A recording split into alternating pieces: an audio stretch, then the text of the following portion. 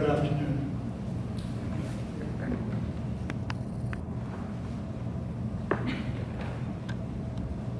Mindfulness is really one of the great contributions that Buddhism has made to Western culture. And Dr. Kontak has given us a very good introduction to what is commonly thought of as mindfulness, including the history and many of the main points. And as Dr. Holcomb was just mentioning, not everybody thinks of mindfulness in the same way. So I think it's a unique opportunity today to hear 5 different local teachers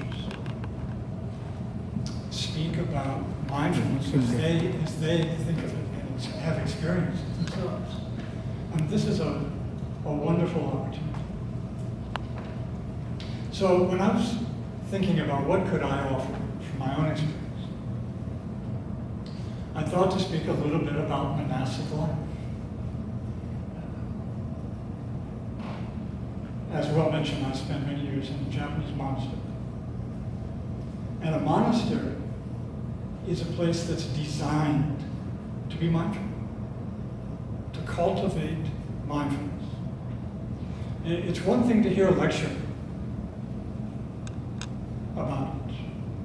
It's another thing to truly cultivate that for yourself.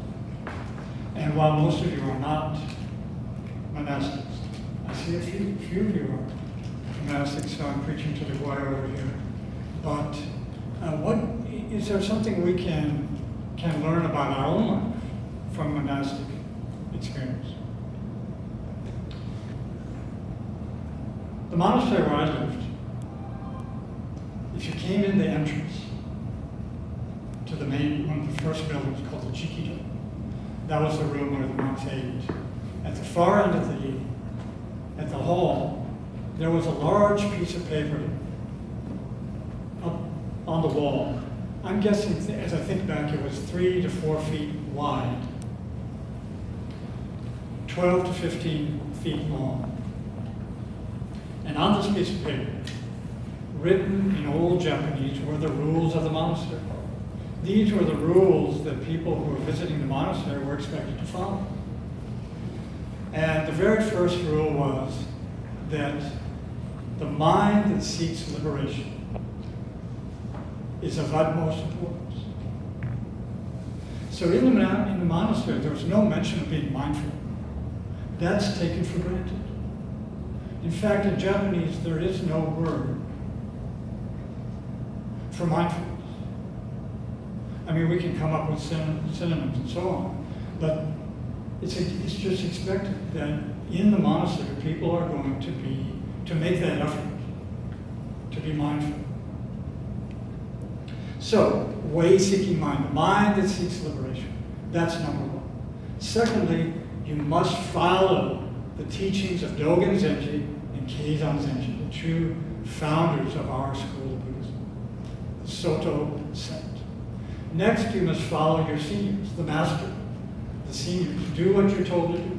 So you come in as a junior, and you're expected to follow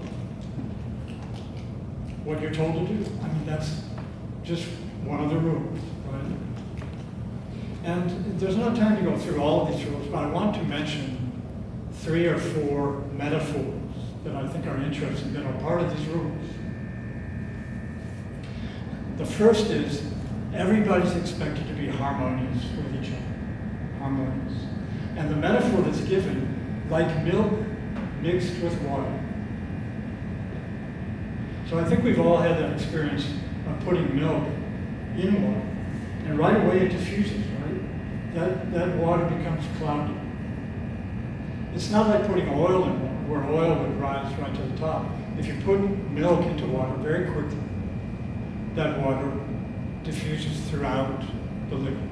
So you're asked to be harmonious, to get along with the others, to put your own desires last. for the benefit of the group.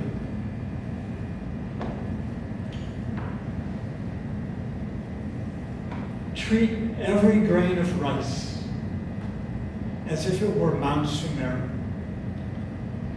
So in a Japanese monastery, going out on alms is part of the practice.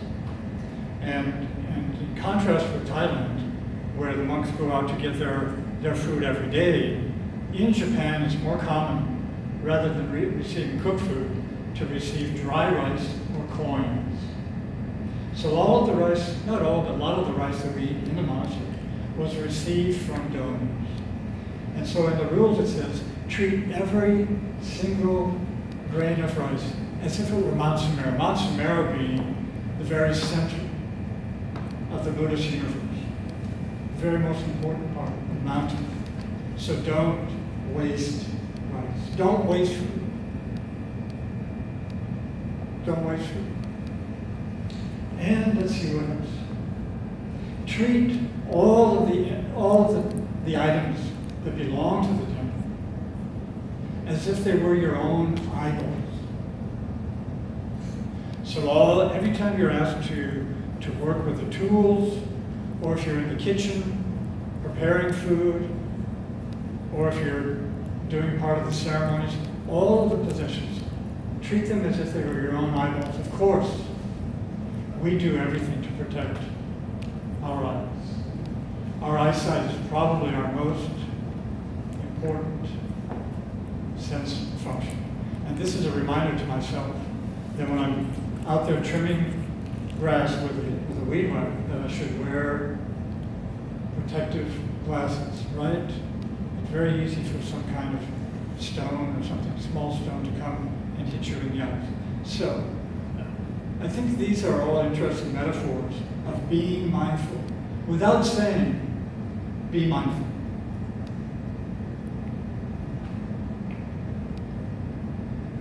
In the monastery, one of the important activities, of course, is meditation, what we call zazen.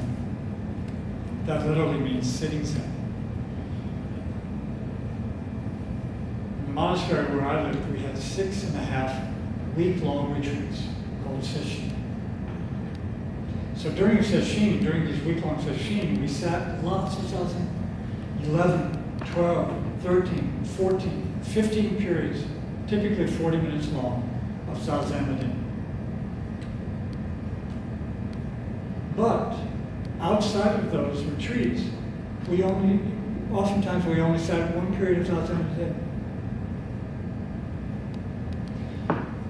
During the course of the time I was there in this monastery, I would estimate 300, 400 non-Japanese people came to visit the monastery. Some people for just a day, some people for a week, some people for a year, or for 2 years. But it often happened when they came to the monastery, and it was not during sesshin, during one of these week-long retreats, and they saw that we were only sitting one period of zazen a day, they would ask, why don't you guys sit more zazen? They came with the expectation that in the monastery, we were sitting lots of zazen. But no.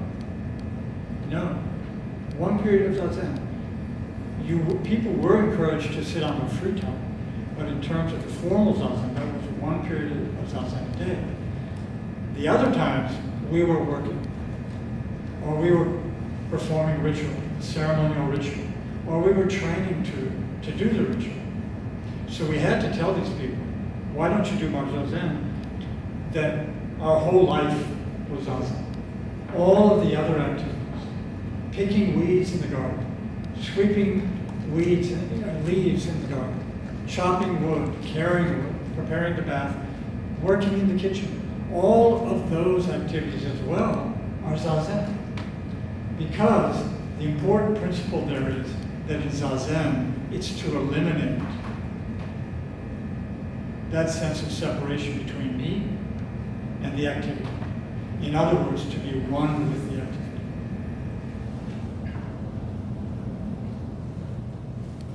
And that was the major part of the life. Lots of work. And I think this is a principle that you people as well, in your lay life, in your everyday life, for those of you who aspire to be mindful, yes, we can sit and do these practices like Dr. Konosart is telling us, or we can sit quietly in Zazen, but most of us don't have time. We can do that for 20 minutes a day, 30 minutes a day, 40 minutes a day. I encourage you to do that. I met a woman the other day who told me that she meditates for 7 or 8 hours a day. I thought, wow. She has a generous husband who allows her to do that much. Most of us don't have time, and our husband or wives probably wouldn't let us do that anyway.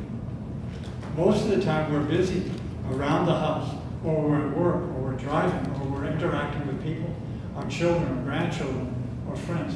All of these activities can be Zazen if the intention is simply to lose yourself in the activity, to be one with the activity. There's no need, in fact, even to say, I have to be one with this, or this is Zazen. Those activities, 100%, are Zazen. We have an expression, to put a head on top of the head you already have. So in other words, to have two heads. It's confusing enough just to have one head. See, if you had two heads, one looking this way and one looking that way, that would be terrible. But that's an expression of saying you don't have to tell yourself, I've got to be one with this, that this is Zazen. Your life itself is Zazen. Just do it 100%. Okay? One activity at a time.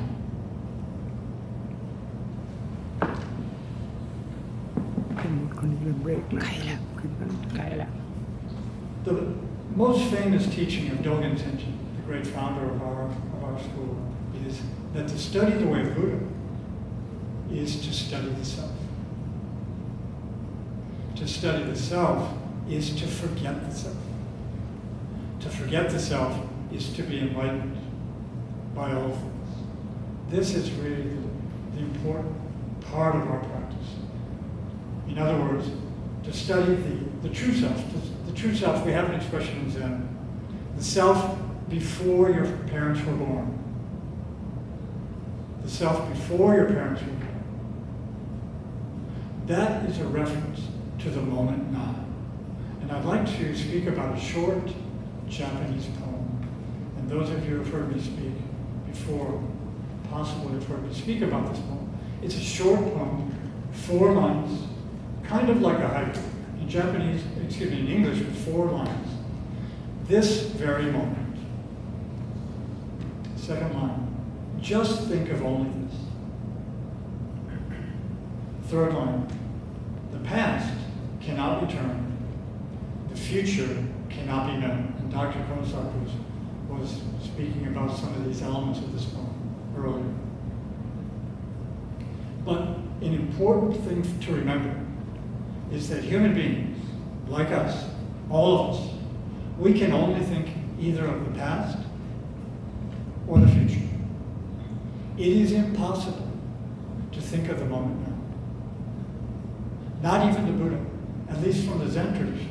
I'm not sure how it is in the Theravada tradition, but in Zen, not even the Buddha can think of the moment now.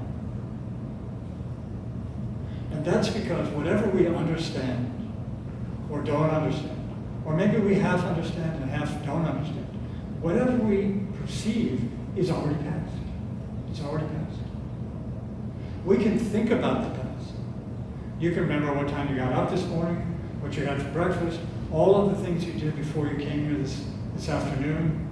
You can think about it yesterday. Maybe you were at work, or maybe you were traveling, or whatever. We can remember the past. We can take photos and look. Yes, this is who I spoke to yesterday, or this is what I did yesterday. But the irony is, whatever we think about the past is happening now. The past is gone. It does not exist.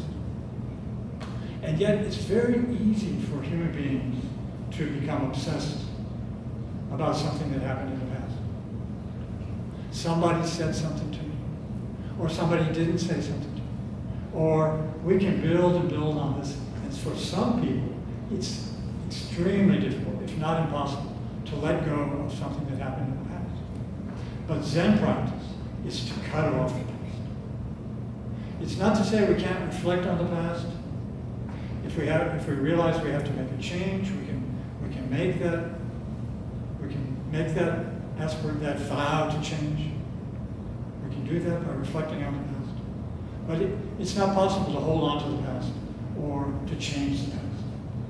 Likewise, we can think about the future. Yeah, this event is supposed to get over at 3 o'clock today. So this afternoon at 5 o'clock, I'm going to meet somebody. We're going to have lunch or dinner. We're going to do this or that. You can think about going back to work on Monday, or your vacation next weekend, and so on. But a lot of times, things don't happen or go the way we hope they will or expect they will. Even though we think and think and think about something, there's no guarantee that things are going to go the way we want them to go. Am I right? My teacher was fond of saying that things never go the way we want them to, which he thought was amusing. But in any case, for better and worse, we don't know how things are going to happen. That's not to say we can't plan for the future, but we shouldn't be overly expectant about how things are going to happen. So Zen practice, in terms of being mindful, is to cut off the past, to cut off the future, and really bring our attention to the moment now, whatever we're doing. That's what it means to be mindful. In fact, there is only the moment now. The past is gone, the future doesn't exist. Our life is really a continuation of the moment now. And a Buddha is a person who can truly live their life in the moment now. That's our aspiration, from the Zen point of view, to really make that effort. And sometimes we're meditating, sitting in zazen, to bring our attention now to what we're doing now. Some people focus on their breath. Some people are just sitting, and so on. There are different techniques. As Dr. Konsak was just mentioned, there are different techniques for that. But when we're not sitting, we should let go of something. Completely forget about it. And put your attention to whatever you're doing. And that is something you can do in your life. Relatively few people in the Zen tradition have realized the way, have had great enlightenment while they were sitting. And the reason is, it's easy, fairly easy to become attached to a certain sensation, a certain feeling of peace, perhaps, or this or that, while you're sitting. It's much more like 90%, 95% of the time, while you're in activity, chopping wood, walking in the mountains, doing this, involved in some activity. So this is another extremely important reason why it's necessary to bring your attention to what you're doing in the moment now. As I said earlier, Zen is to forget yourself in the activity. And in the moment now, there's nothing. It's completely empty. To say empty doesn't mean in contrast to something. It means it's completely beyond compare. It's completely full and complete as it is. Our Zen tradition, our aspiration is to really make that to realize our true nature in the moment. Thank you. Thanks for listening, and thanks for being here. Are we taking questions, or we do that? I think there's. Is there time? There's a question. We can do one or two. One question. One question. Who has a burning question? Anyone? Please. Don't raise your hand all. Please. Zazen. Zazen literally means, that's written with two Chinese characters. ต่อเลยใช่ไหม sitting. ผมไม่ได้ It's หมดแล้ว awesome. คนนี้ Sitting Zen. Sitting Zen. But as I mentioned, my teacher always said we live within Zazen. Good. Whatever. ใช่ไหม Since there's only the moment now, Question. that equals Zazen. เขาจะทำ อ๋อ All right. I want to pass the baton to the หมด next แล้ว next หมดแล้ว speaker.